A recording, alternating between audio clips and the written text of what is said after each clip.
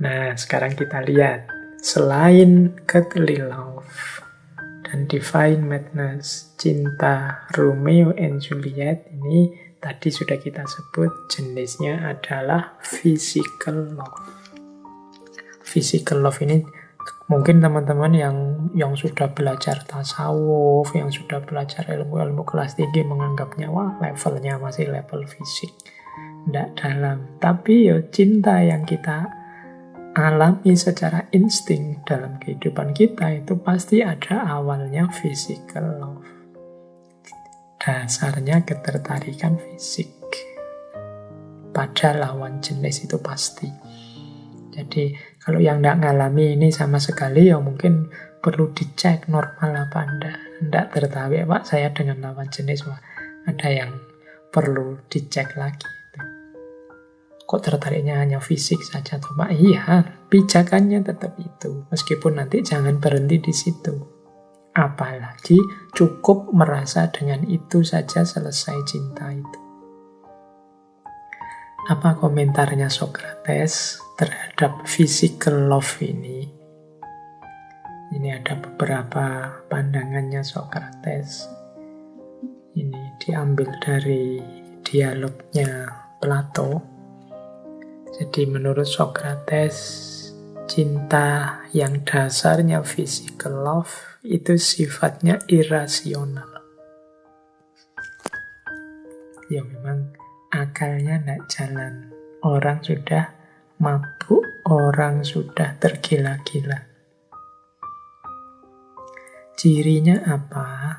Irasionalitas dalam cinta yang fisik ini.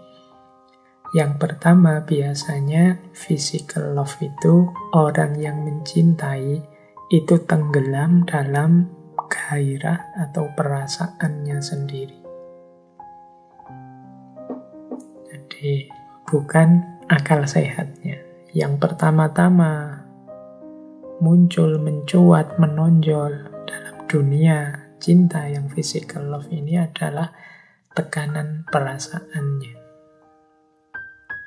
Makanya jangan heran, Pak, kok orang pacaran itu saya rasakan kadang-kadang kok ya baper ya Pak, kok emosional ya Pak. Nah iya memang ketika orang sedang mabuk oleh cinta, akal rasionalnya tidak terlalu aktif.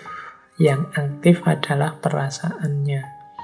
Jadi kalau orang sudah jatuh cinta jangan dikritik, olah baper. Lu kalau memang jatuh cinta pasti dia baper. Memang mainnya perasaan.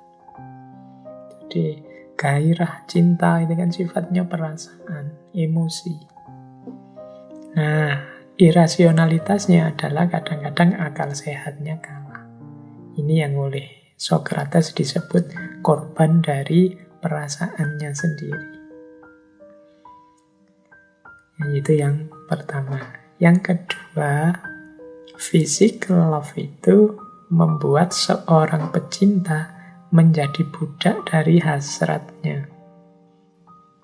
Nah ini kelanjutannya, korban perasaan dan budak hasrat. Ini meskipun sih kalimatnya agak keras ini teman-teman kalau ada kesempatan misalnya kok mau menasehati adik-adik kita yang tidak kontrol dalam cinta, boleh pakai diksi yang lebih lembut. Tapi mereka memang apalagi yang masih usia-usia sangat remaja, jadi mudah tidak terkontrol. Jadi yang korban dari perasaan dan budak dari hasrat. Yang ketiga, inferior. Orang yang mencintai secara irasional itu biasanya patuh tanpa syarat. Kalau kebetulan energi cintanya digunakan untuk hal-hal yang positif, oke. Tapi kadang-kadang patuh dan menurut ini, kalau untuk hal-hal yang tidak baik dan negatif, apalagi merusak, ini bisa bahaya. Kan banyak cerita itu kan, cinta yang membuahkan kerusakan, membuahkan bahaya. Kepatuhan membuta yang akhirnya hasilnya hanya merusak. Ini kalau istilahnya Socrates, kemudian pecintanya jadi inferior. Bukan dia yang menguasai. menguasai cinta, tapi dia yang dikuasai oleh perasaan cintanya. Ini oleh Sokrates dikritisi, janganlah kalau cintanya seperti ini. Kalau dalam ceritanya Romeo and Juliet kan dari puisi-puisinya kelihatan seperti tadi ya, bagaimana pokoknya apapun maumu akan aku wujudkan. Ya kalau pas maunya yang baik-baik, kalau maunya yang negatif-negatif seperti apa nanti kita mewujudkannya. Nah, tapi kalau sudah jatuh cinta, ya kecenderungannya terus tidak kritis. Kecenderungannya seperti orang yang membuta. Jadi, mari hati-hati, jangan sampai jatuh pada inferioritas. Yang keempat, cirinya mengapa disebut irasional, sang pecinta menyisihkan segala keinginan untuk mencari kekurangan dari yang dicintainya. Yaitu tadi, makanya di kalimat yang atas tadi kan ada itu kan, apapun dirimu baik pokoknya, apapun dirimu pantas pokoknya, apapun darimu itu cocok pokoknya. Nah ini cinta yang menyisihkan keinginan untuk mencari kekurangan, cinta yang irasional. Ya kalau kebetulan memang bagus, ya kalau jelek akan tetap diterima karena para pecinta sering membuta. Ini yang diwanti-wanti oleh Sokrates, mbok yo jangan cinta jenis ini yang dikembangkan. Mbok yo jangan berhenti di sini. Masuk lebih dalam, biar tidak sekedar jatuh cinta seperti teorinya Erich Fromm, tapi juga mendirikan cinta. Teman-teman yang sedang jatuh cinta juga begitu. Semoga sering-sering hidup di level sadar bahwa ya, aku memang mencintai pacarku itu, tapi bukan berarti yang aku cintai itu benar terus. Kadang-kadang ya salah. Jadi caraku mencintai adalah kalau pas benar ya aku dukung, aku kuatkan. Tapi kalau pas keliru aku ingatkan. Tidak kok semuanya didukung dan diterima. Respect iya, tapi tanggung jawab. Tanggung jawab itu ya kita bareng-bareng semoga cinta ini bisa melahirkan banyak hal yang positif. Tidak hal-hal yang negatif. Jangan lupa energi cinta itu luar biasa. Yang sedang mencintai mestinya sadar bahwa kadang-kadang energi cinta itu luar biasa. Hal-hal yang kalau sedang sendirian mungkin tidak ada motif apa-apa, kita males melakukan itu atau jangan-jangan kita tidak mampu.